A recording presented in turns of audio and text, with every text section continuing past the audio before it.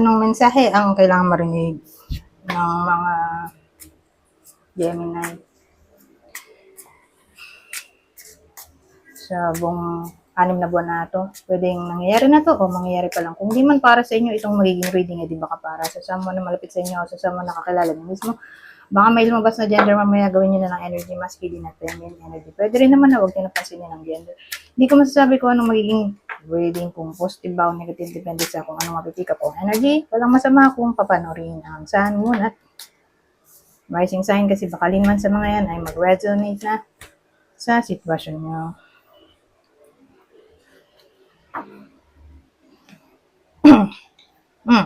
Ano to? Meron tayong baliktad na 7 of Cups, 9 of Swords, Ace of Pentacles. Upright to baliktad din. 6 of Swords.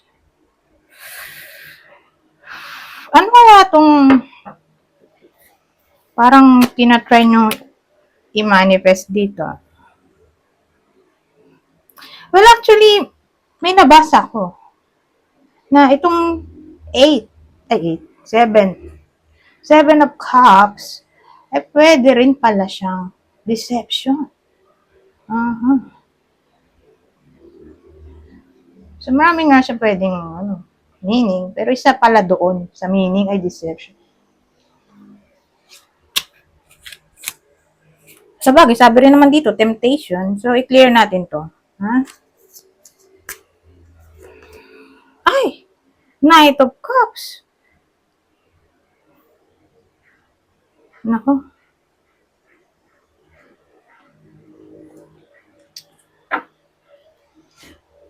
Yun ba? Yun ba ang cause ng worriness dito?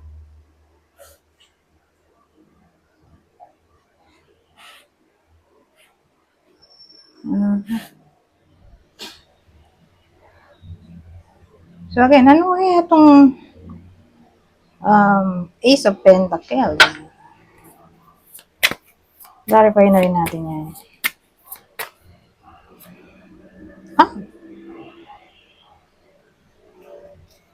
The Devil.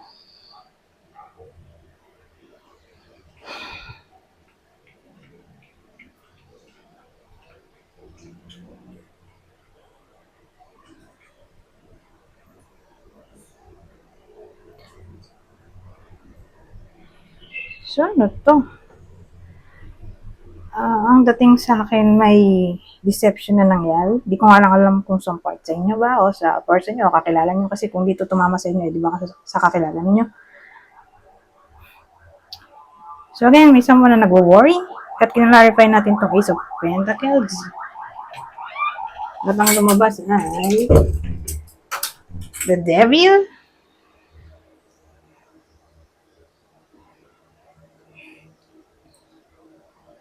So, inisip ko kung gusto pa ba ng iba sa inyo itong taong to na nag-cheat.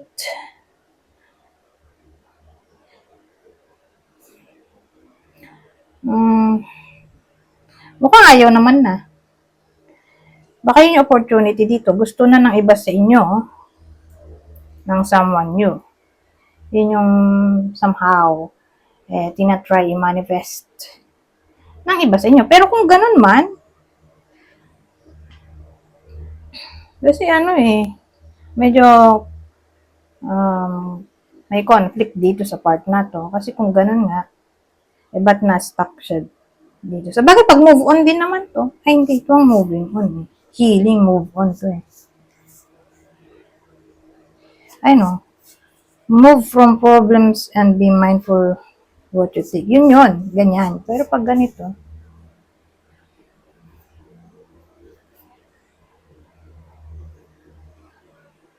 hindi pa maka-move on. O, sabihin natin,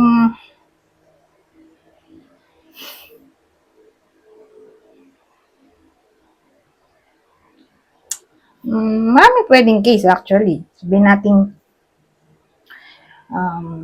unang case, nag-cheat na. Nangyari na to, nag-cheat. Bumabalik yung partner. Pero ayaw na ng iba sa inyo. Ayun, dun papasok to ayaw na. Why? Kasi galit. Hindi pa matanggap yung nangyari. O, sa bagay, kahit sino naman basta chinit ka, di ba? Galit ka. Mahirap magpatawad. Yun yung unang senaryo. Pangalawa, um,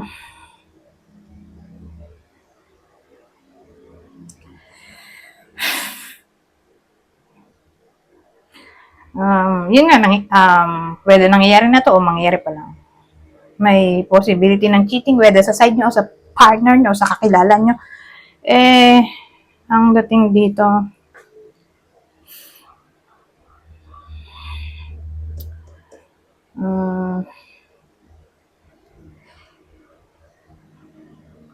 gusto na ng iba sa inyo ng bago. Okay? Whether bumabalik o hindi. Gusto nyo ng bago.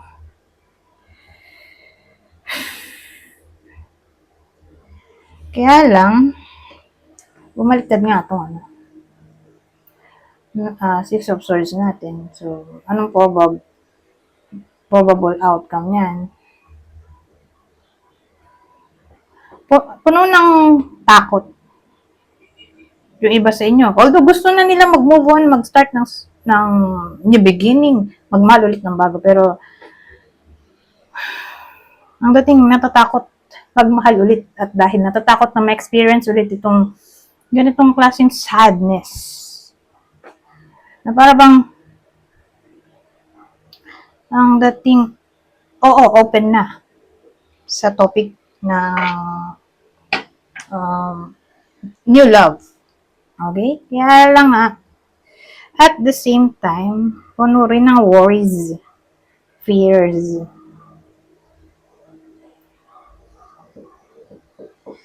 Baka magkamali ulit ng pili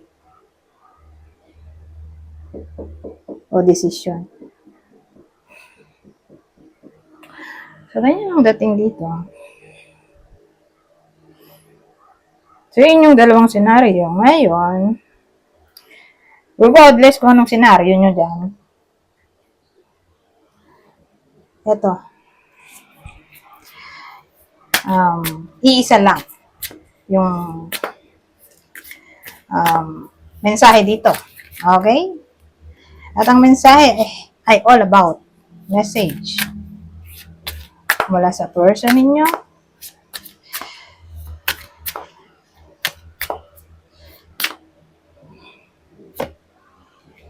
Ngayon na hindi na kayo nag-uusap kasi probably no contact yung scenario dito.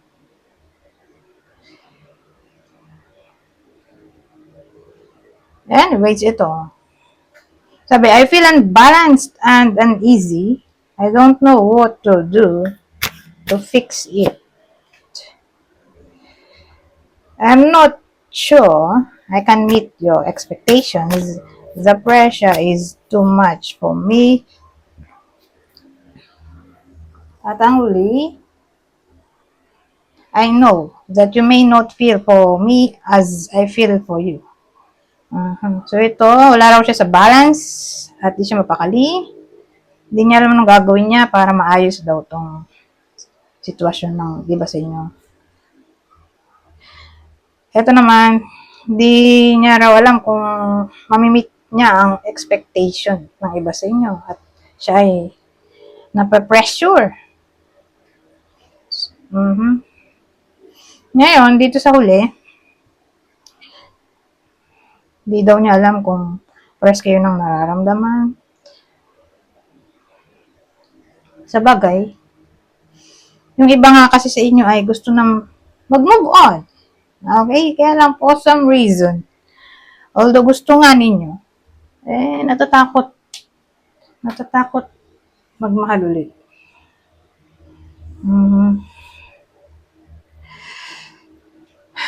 Natatakot na magkamali ulit, ganyan, o ma-experience ulit tong sadness at dahil walang perfect, di ba? Walang perfect na sitwasyon, relasyon, o kahit ano sa mundong ito. Walang perfect na puro happiness lang ano yon, fantasy. Walang ganun. 'Di ba? Dahil lahat naman ay nakaka-experience din ng sadness. Ganon, up and down, up and down. Anyways, eto. So, kukuha tayo ng clue dito. Pwedeng tumama to sa inyo, itong clue. O dun sa person nyo, o sa kakilala. Kasi nga, kung dito tumama sa inyo, di baka sa kakilala nyo. So, dun muna tayo sa person. Person ng Gemini. Aries. Ano to? Mars.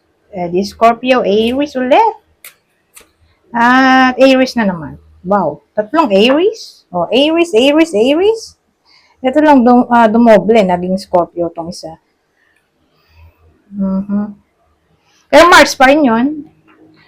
Diba? Scorpio, Aries, Mars pa rin. Anyways. Kung kakilala. Sabi natin kakilala.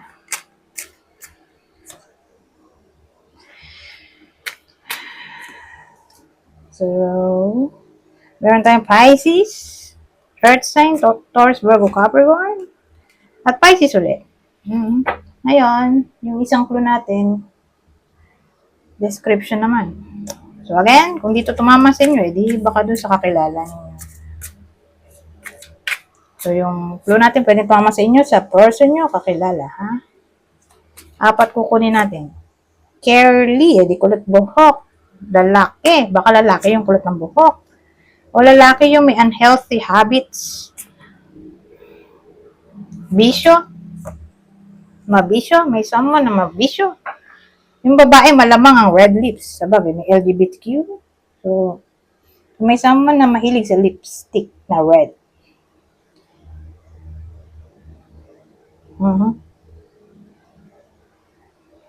So, rin, tuklo natin ha. Kulot. Ito, lalaki. So, kung di man siya kulot o may bisyo ay lalaki. Kasi may mga lalaking shy type, di ba? Ito yung klase ng lalaki na lalaki talaga. Masculine. In-embody niya talaga yung masculine energy. Extrovert, ganyan. Leader. Gusto in control.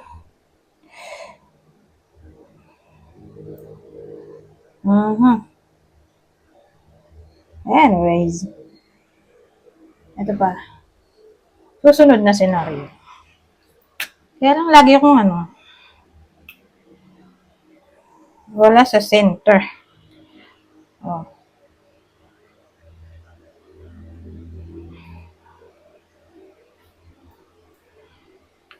So, dito naman tayo. Baka baliktad. Kuha tayo ng 4. So, 9 of Swords. So, hindi nawawala yung 9 of Swords eh. Dalawa na pala to.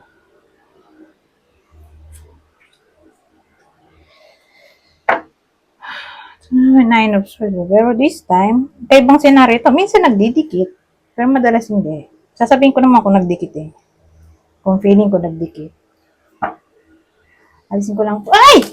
Ako, nahulog na ang mga cards. Teka, ayan. Wait lang. Ang sikip kasi. Wait lang. Alam saan po pwesto itong mga cards na to.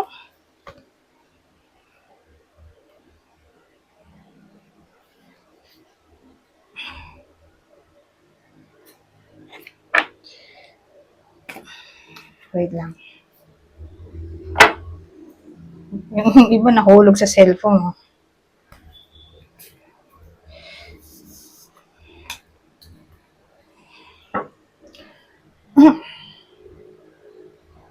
Anyways. Ano to? 9 of Swords, 3 of Wands, 7 of Wands, at 10 of Swords.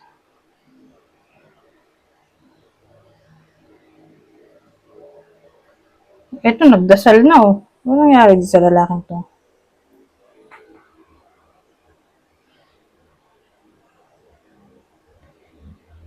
Sabagay, before taro kasi to. So, bago pa mangyari yung eksena dito.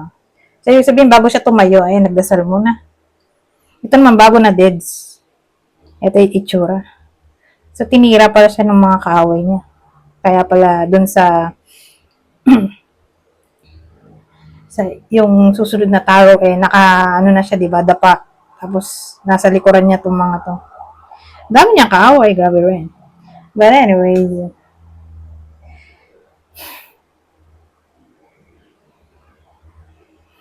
so, binangungot muna to, oh. Kasi, di ba dun sa rider weight, sakit yung ulo niya, eh. Kasi di siya nakatulog. Oo, masama pa naginip. Pero, binangungot muna siya dito.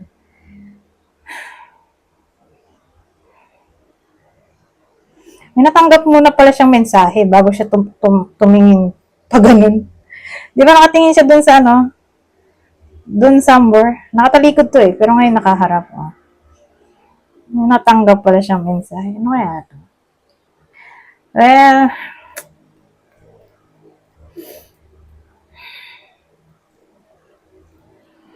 probably may ending na naganap dito. Pero,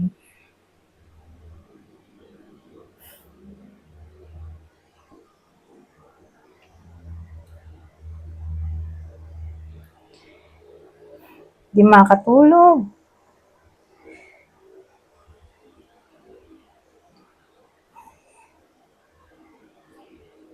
Nawirudohan ako dito sa card na to. Ang hirap pala pa ganun. Before taro. Parang iniisip ko kung tatama ba yung meaning na sasabihin ko dun sa original na meaning. Kasi, sumasalungat siya sa itsura.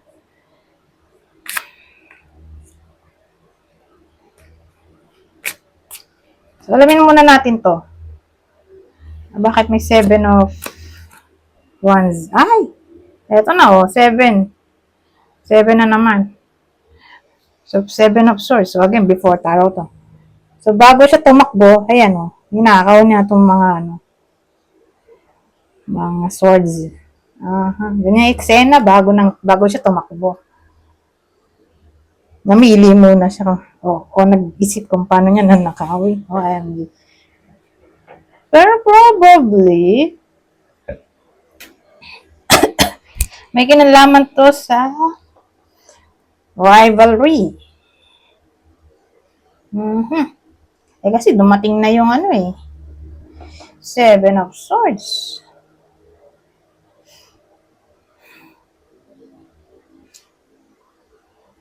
Kaya to, rivalry.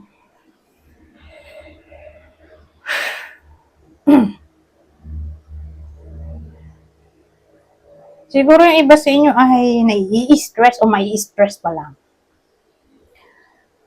Anong ikaka-stress?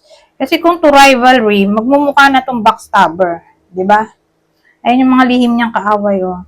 Tapos doon na nga sa susunod na rider weight talaga, yung nahimlay na siya, nadapa na siya, na tinamaan siya ng 10 sword sa likod, di ba? Yun.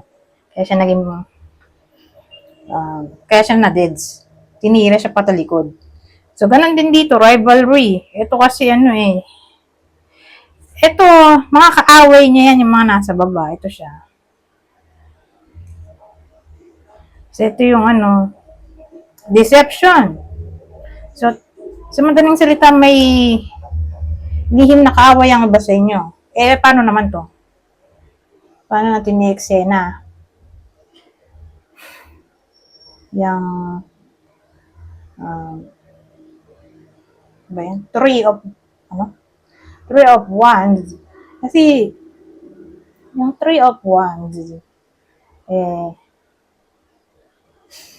siya yung card ng exploration. Marami siyang meaning actually. So, dyan papasok yung exploration, leadership, planning, decision, preparation.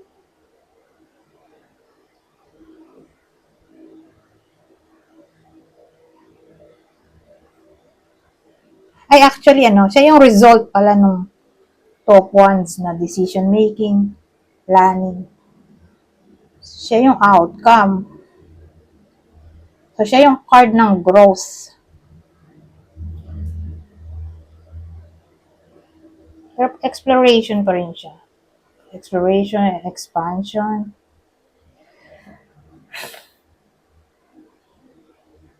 Kasi kung leadership to,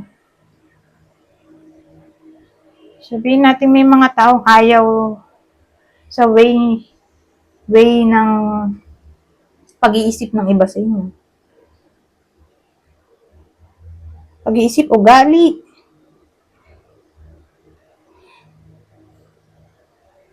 O pag-handle ng tao kung leader, boss.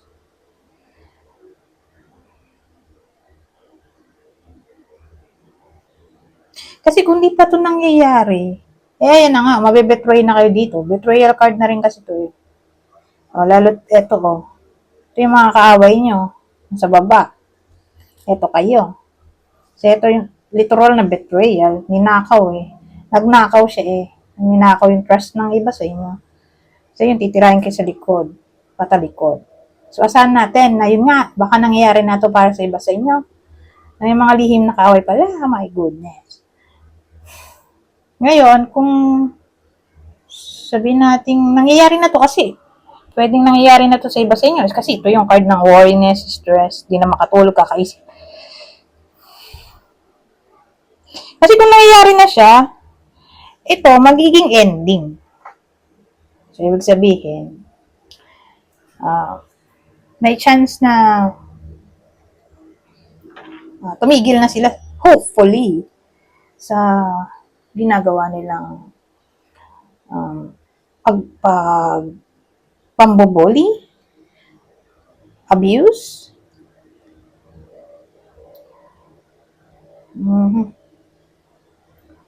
So, dun siya magiging ending. Okay? Ending card. Kung nangyayari na.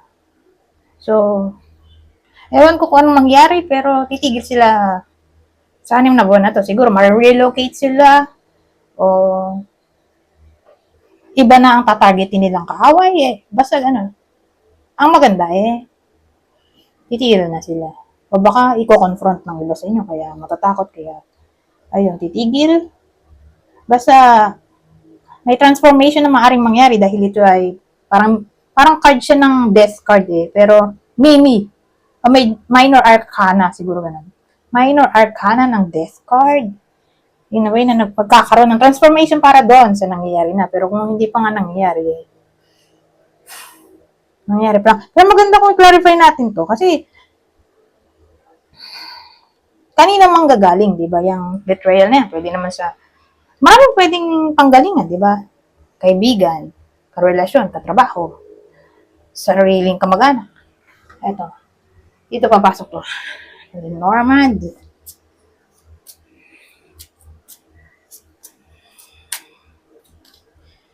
Oh. Dog.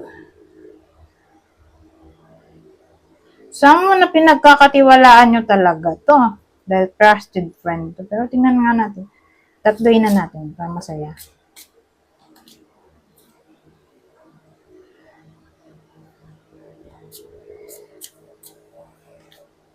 Oh. Biruin nyo sight katumbas lang din ng death card. Ayan oh. Di ba yung Grim Reaper meron siyang sight oh. Eto, mini death card o minor death card.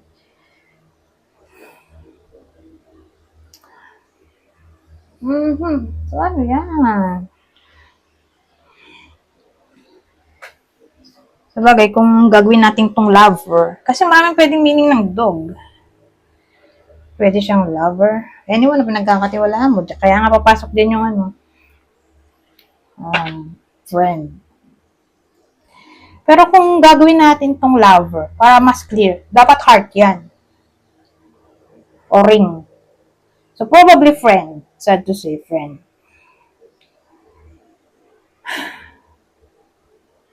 Friend, paano yung cross?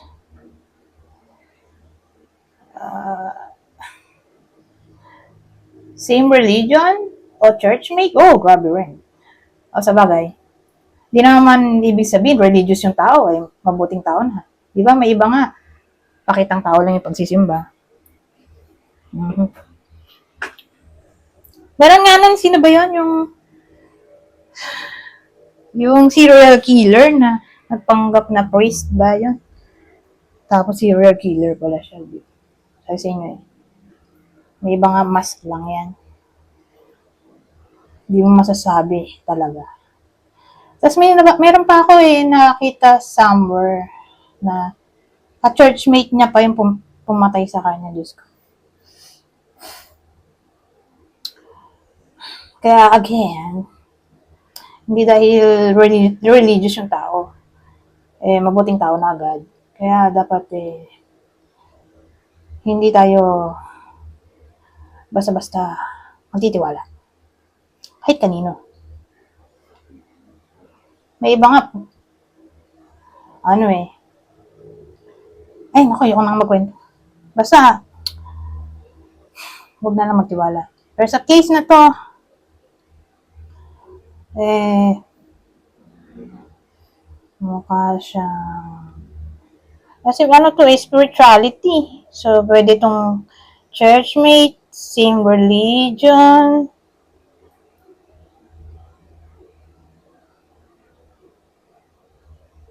same na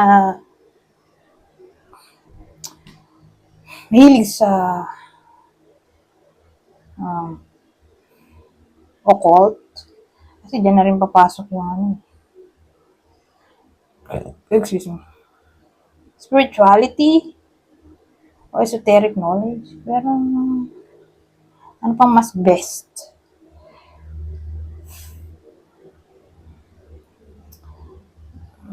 Medyo mahirap na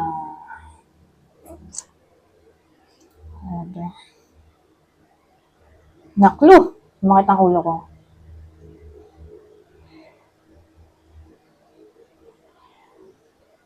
Best friend. Parang devotion kasi to friend. So more like best friend, close friend. Kasi may iba naman na hindi mo super friend, di ba? Pero friends kayo. Pero hindi kayo ganun ka-close. So ito, doon ang galing sa close o best friend. Ano?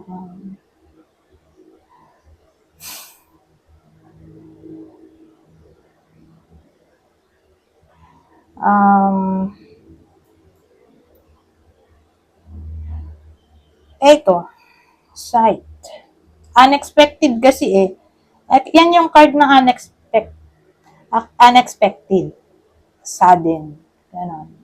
So, di nga, inasahan na doon manggagaling itong mga pinagsasabi ko. Sasama na sobrang pinagkakatiwalaan ng iba sa inyo. Sa bagay, may iba nga kapatid pa eh. Diba? Ayoko. Kapatid pa yung nag-betray. Kaya nga sabi sa inyo, hindi natin masasabi. Minsan nga magulang pa. Kung sino pa yung kadugo. Pero ganun eh. Pero dito sa case na to, kumuha nga tayo ng indicator para hindi tayo malito. At yun ang nakuha ko. Friend. Close friend. At ito kasi unexpected, sudden, o pwedeng mag-cause ng shock. Kasi masyo-shock o shock kayo. Kasi di nyo nga in-expect. Saka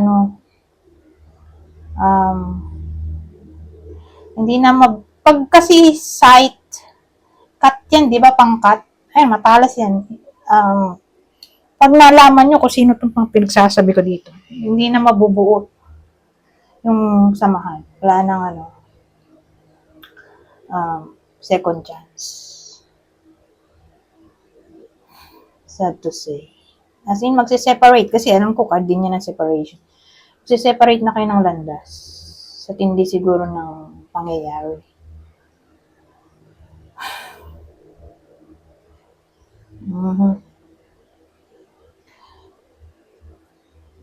Ngayon,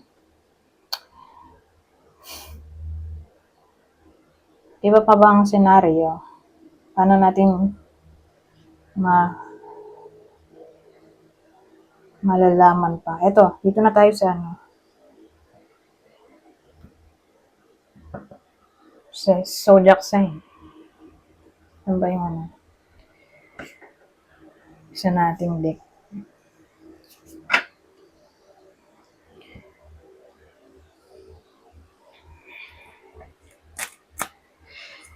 So, sino tong close friend ng iba sa inyo? Pero again, yung sinabi ko kanina, minsan kapatid o magulang. Hindi siya sasama dito, pero kung house to, pwede. Wala walang house dyan. Pero ito kasi yung card nga ng pinagkakatiwalaan, pero wala nga indicator na family member, hindi. Friend lang to. Friend ka-close. Ito, irreversible ng mag-taayos. Anyway, sino yung friend na maaring mag-betray sa crush ng iba sa inyo o lihim na may galit o inggit? Sabagay, di naman lahat ay tatamaan ng reading na to, pero ito yung pwedeng clue para malaman natin kung tatama ba sa inyo to o hindi. Cancer, Scorpio, Aries, eto pa. Pero kung kakilala, kasi pwede rin sa kakilala nyo to, kasi sabi ko nga kanina, kung dito tumama sa inyo, di ba kasi kakilala nyo, mababalitaan nyo na lang, o sa idol, mababalitaan nyo na lang sa TV. Leo ulit, at Aquarius. Ito naman. 4 na clue. So, lalaki Teka. Ano natin? Ayun, tatama to.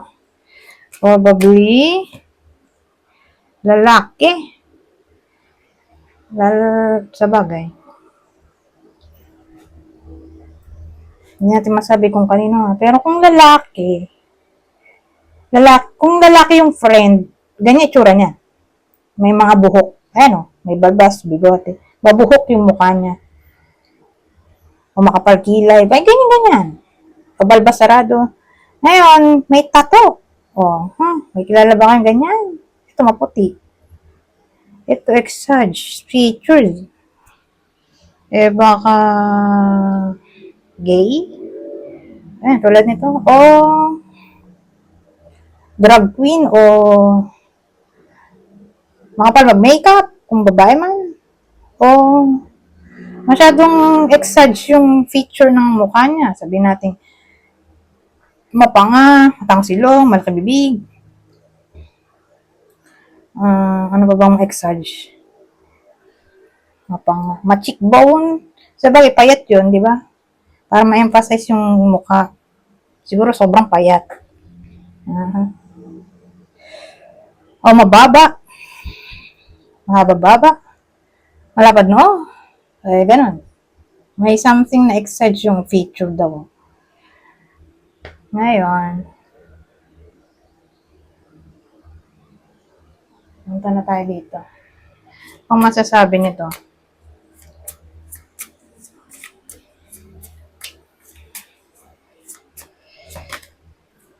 na tayo sa advice.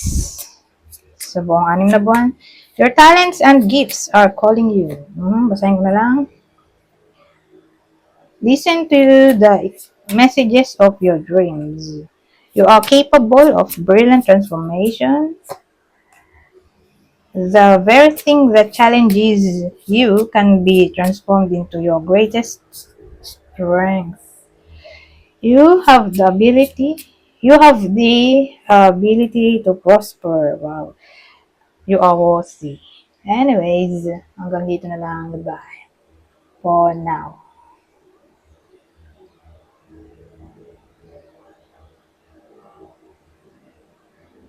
Ito pinakamaganda